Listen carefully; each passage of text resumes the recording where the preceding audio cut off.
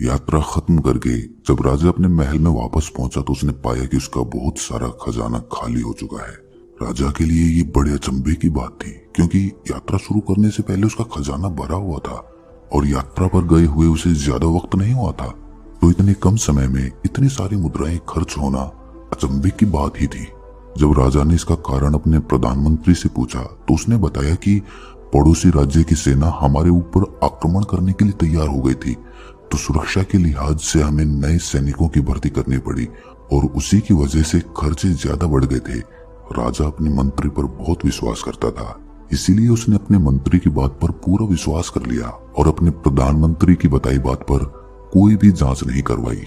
अक्सर राजा की रानी राजा को सचेत भी करती रहती थी कि आपका प्रधानमंत्री सही आदमी नहीं है, वो आपको धोखा दे सकता है। लेकिन इस पर राजा अपनी रानी की कोई बात ना मानता, उल्टा वो उसे ही बुरा समझने लगता।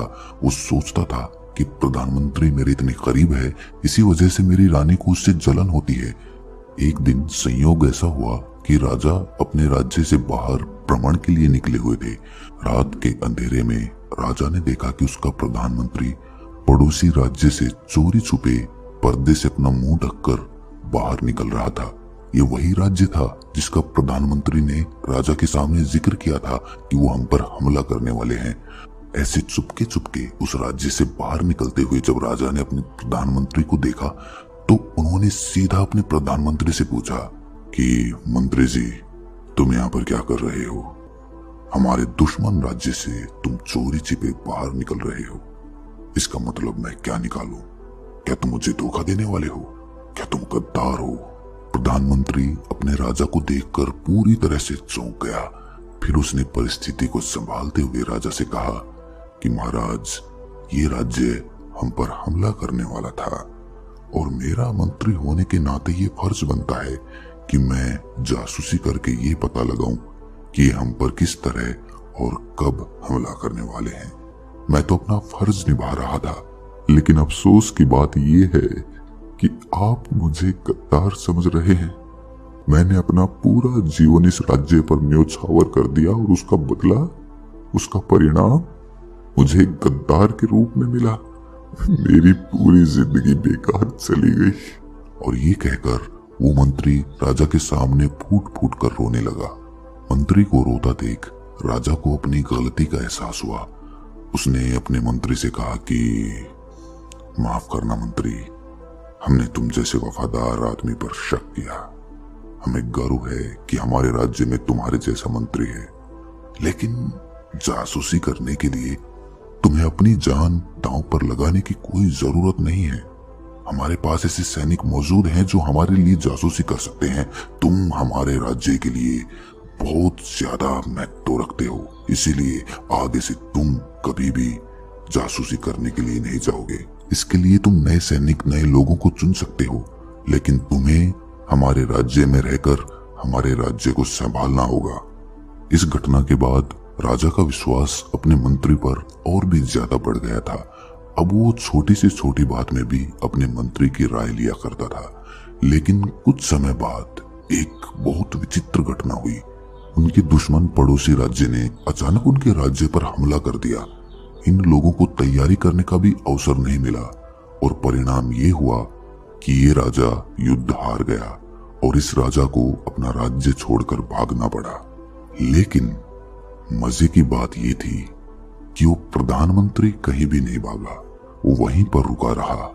जब राजा ने उससे अपने साथ चलने के लिए कहा तो उसने राजा से कहा कि महाराज, आप चले जाइए, मैं आपकी रक्षा मरते दम तक करता रहूंगा, लेकिन मैं अपने राज्य को छोड़कर नहीं जा सकता। लेकिन आपका जाना जरूरी है, क्योंकि अगर आप जिंदा रहेंगे तो आप अपने राज्य को वापस पा पाएंगे।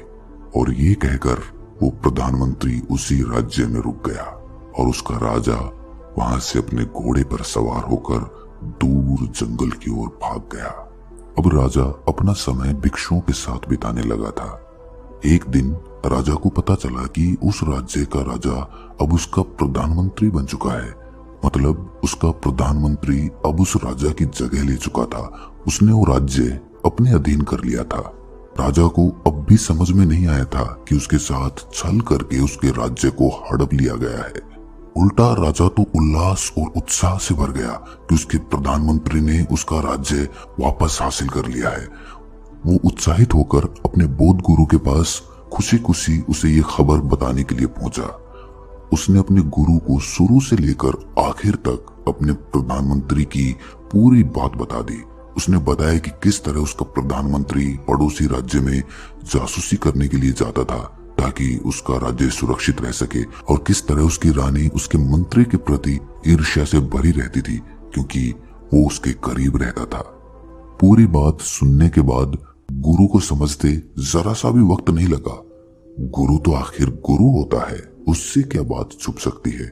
इसीलिए उसने राजा के कंधे पर हाथ रखते हुए कहा कि राजन, जो बात मैं तुम्हें बताने वाला हूं उससे तुम्हें बहुत ज्यादा धक्का लगेगा, बहुत दुख होगा, क्योंकि ये बात ऐसी है जिसको सुनने के बाद तुम्हारा दुनिया पे से विश्वास उठ जाएगा। जिसे तुम अपना वफादार समझ रहे हो उस आदमी ने तुम्हें धोखा दिया है। शायद तुम्हें मेरी बात पर विश्वास ना हो, लेकिन तुम चाहो तो इसकी जांच तुम खुद से करा सकते हो। तुम किसी को भेजकर ये पता लगा सकते हो कि वो प्रधानमंत्री तुम्हारे पड़ोसी राज्य के राजा के साथ मिला हुआ था या नहीं। अगर मेरी बात गलत निकलती है तो मुझे गुरु होने का कोई हक नहीं है, लेकिन अगर मेरी बात सही निकलती है तो मैं तुम्हें वो ज्ञान दूंगा जिसके बाद दुनिया में तुम्हें कोई भी धोखा नहीं दे सकेगा, कोई भी तुम्हारे साथ विश्वासघात नहीं कर पाएगा। राजा ने तुरंत अपने विश्वास पात्र सैनिक को उस राज्य में भेजा और अपने प्रधानमंत्री के पास एक खबर पहुंचाई। वो सैनिक ये खबर लेकर आया था कि राजा अपने प्रधानमंत्री की सेवा से बहुत खुश हैं। प्रधानमंत्री ने ये राज्य वापस हासिल करके जो काम किया है उसका उन्हें उचित इनाम दिया जाएगा। राजा जल्द ही अपने राज्य में वापस लौटकर अपने राजपाट को वापस से अपने अधीन लेना चाहते हैं। ये सुनते ही वो प्रधानमंत्री आग बबूला हो गया। वो खुद राजा की राजगद्दी पर बैठा हुआ था। उसने गुस्से में भरकर उस सैनिक को कहा कि तुम्हारे राजा को इस राज्य में घुसने की भी इजाजत नहीं है। अगर वो कहीं भी इस राज्य में दिखाई दिया तो उसे अपनी जान से हाथ धोना पड़ेगा। समझा देना अपने राजा को जाकर। ये खबर लेकर वो सैनिक वापस अपने राजा के पास पहुंचा। जब राजा ने ये बात सुनी तो उसे विश्वास हो गया कि जो बात गुरु से बता रहा था वो बात पूर्ण रूप से सत्य थी। इसीलिए वापस वो उन्हीं गुरु के पास पहुंचा और हाथ जोड़कर उनके सामने रोते हुए राजा ने कहा कि गुरुवर, मैं पूरी जिंदगी अंधेरे में रहा। मैंने किसी का विश्वास नहीं किया क्योंकि वो आदमी मेरे दिल में अपनी जगह बना चुका था। मुझे पता ही नहीं चला कि वो मुझे धोखा दे रहा है। लोगों ने मुझे सचेत करने की कोशिश भी की, लेकिन मैं मूर्ख उन्हीं लोगों को अपना दुश्मन समझता रहा। काश मैंने अपनी रानी की बात मान ली होती, काश मैंने उसकी बातों की जांच करवा ली होती, तो आज मुझे ये दिन देखना नहीं पड़ता। लेकिन गुरुवर, जो हुआ सो हुआ, लेकिन भविष्य में मुझे किन बातों का ख्याल रखना होगा जिससे मुझे कोई धोखा ना दे सके, मुझसे विश्वासघात ना कर सके। गुरु ने राजा की पीठ थपथपाते हुए कहना शुरू किया कि हमें धोखा तभी मिलता है जब हम हद से ज्यादा विश्वास कर लेते हैं, और हद से ज्यादा विश्वास करने से हम अपने आंख और कान बंद कर लेते हैं।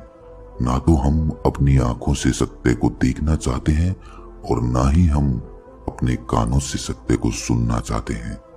उम्मीद इंसान से करते हो और शिकायत भगवान से करते हो। गुरु ने आगे कहना शुरू किया कि हमारे साथ जो धोखा हुआ है उसको तो हम नहीं बदल सकते, लेकिन धोखा होने से पहले धोखेबाज लोगों से हम सतर्क और सावधान रह सकते हैं। विश्वासघाती व्यक्ति की कुछ निशानियां होती हैं, कुछ तरीके होते हैं जिनसे वो अपने शिकार को फांसते हैं। उन तरीकों को पहचानकर धोखे से बचा जा सकता है। धोखेबाज आदमी आपके दिल में किसी भी तरह अपनी जगह बनाना चाहता है, आप पर अपना विश्वास कायम करना चाहता है। इसके लिए वो नाना प्रकार के तरीके अपनाता है। सबसे पहले आपके करीब आने के लिए, आपसे नजदीकियां बनाने के लिए वो आपको ये दर्शाता है कि उसके भी दुश्मन वही हैं जो आपके हैं, या फिर उसका भी लक्ष्य वही है जो आपका है। कुल मिलाकर वो आपको ये दिखाना चाहता है कि उसकी विचारधारा भी वही है जो आपकी है, ताकि आप दोनों के बीच नजदीकियां पनप सकें। फिर धीरे धीरे अपने विश्वास के घेरे में आपको लेने के लिए वो कुछ ऐसी चाल चलता है कि आपको विश्वास हो जाता है कि ये मेरा सबसे विश्वास पात्र आदमी है। उदाहरण के लिए वो आपके लिए कुछ ऐसा काम कर देगा जो अमूमन हमारे दोस्त भी हमारे लिए नहीं करते। आपको बड़ा विचित्र लगेगा, जिस इंसान से मिले आपको थोड़ा सा समय हुआ है वो आपके लिए ऐसा काम कैसे कर सकता है। आपके मन में सवाल उठेगा, लेकिन आप ये सोचेंगे कि ये इंसान बहुत अच्छा है, ये विश्वास के लायक है, ये मेरा मित्र हो सकता है। लेकिन याद रखना, अगर कोई हद से ज्यादा अच्छाई दिखा रहा है तो इसमें भी कुछ रहस्य या कोई लालच छिपा हो सकता है। अगर आपके मन में ये सवाल उठ रहा है कि ये इंसान इतना अच्छा कैसे हो सकता है, इतना अच्छा तो दुनिया में कोई भी नहीं देखा हमने आज तक, तो समझ लेना कहीं ना कहीं कुछ ना कुछ गड़बड़ जरूर है और उसकी जांच अपने तरीके से जरूर करना। फिर धीरे धीरे जैसे जैसे आपका विश्वास उस पर बढ़ने लगता है, वैसे वैसे वो आपकी जिम्मेदारियां अपने कंधों पर लेना शुरू कर देता है। वो आपको ये दिखाने की कोशिश करेगा कि मैं आपका कितना ख्याल रखता हूँ, और फिर धीरे धीरे वक्त के साथ वो आपकी सलाह या आपकी राय आपका काम करने के लिए भी नहीं लेगा। और अगर मान लो किसी दिन आपने उसकी कोई गलती पकड़ भी ली, कुछ मक्कारी या धोखेबाजी पकड़ भी ली, तो भी वो लोग इसका विरोध नहीं करेंगे। वो अपनी गलती स्वीकार कर लेंगे। वो आपके साथ बहस भी नहीं करेंगे, ये भी नहीं दर्शाने की कोशिश करेंगे कि ये गलती उनसे किस वजह से हो गई। उनकी बातें बड़ी मीठी होती हैं, वो आपके दिल में घर कर जाती हैं। वो आपके सामने आपकी बड़ाई करेंगे, आपकी कमजोरियां बताने की बजाय आपके सामने आपकी बड़ाई करेंगे। और याद रखना, सच्चा दोस्त वही होता है जो आपके सामने आपकी कमजोरियां गिनवाए, ना कि आपके सामने आपकी बड़ाई के पुल बांधते चले जाए। सच्चाई कड़वी जरूर होती है, लेकिन वही आप में सुधार कर सकती है। उनकी बातें इतनी मीठी होती हैं कि अगर वो आपको धोखा भी दे दे और आपको पता भी चल जाए, तो भी आप उनका साथ नहीं छोड़ना चाहते। अगर आपके साथ ऐसा हो रहा है तो समझ लीजिए आप विश्वासघाती आदमी के चंगुल में पूरी तरह से फंस चुके हैं। आपको उससे बाहर निकलना होगा। उसने आपको धोखा दे दिया, इससे बड़ा और क्या सबूत चाहिए। अब किस बात का इंतजार कर रहे हो?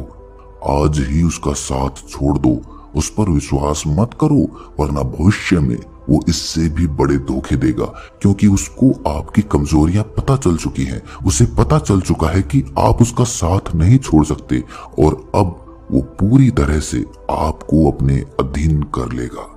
अपनी बातों को खत्म करते हुए गुरु ने आखिरी संदेश राजा को देते हुए कहा कि सचेतावस्था में रहने के बाद आपको कोई धोखा नहीं दे पाएगा। हमारी संवेदनाएं हमें दूसरे से जोड़ देती हैं, और वो संवेदनाएं हमारी आंखों पर पर्दा डाल देती हैं। लेकिन अगर हम अपनी संवेदनाओं से दूर हटकर निष्पक्ष होकर किसी आदमी को देखेंगे तो हम सत्य को देख पाएंगे।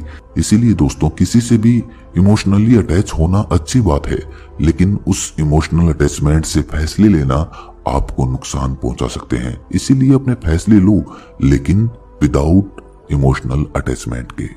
राजा ने गुरु को प्रणाम करते हुए कहा कि काश मेरे को ये सीख पहले मिल गई होती तो मेरे साथ विश्वासघात नहीं होता। लेकिन कुछ चीजें समय से ही मिलती हैं। अगर ये बातें मुझे पहले पता चल जाती तो शायद मुझे इनकी कद्र भी नहीं रहती। लेकिन आज ये सीख पूरी तरह मेरे मन में बैठ चुकी है, और भविष्य में मैं इन सीखों को अपने मन में, अपने दिमाग में हमेशा बनाए रखूंगा, ताकि कोई भी मुझे कभी धोखा ना दे पाए। और इसके बाद राजा वहां से वापस लौट जाता है।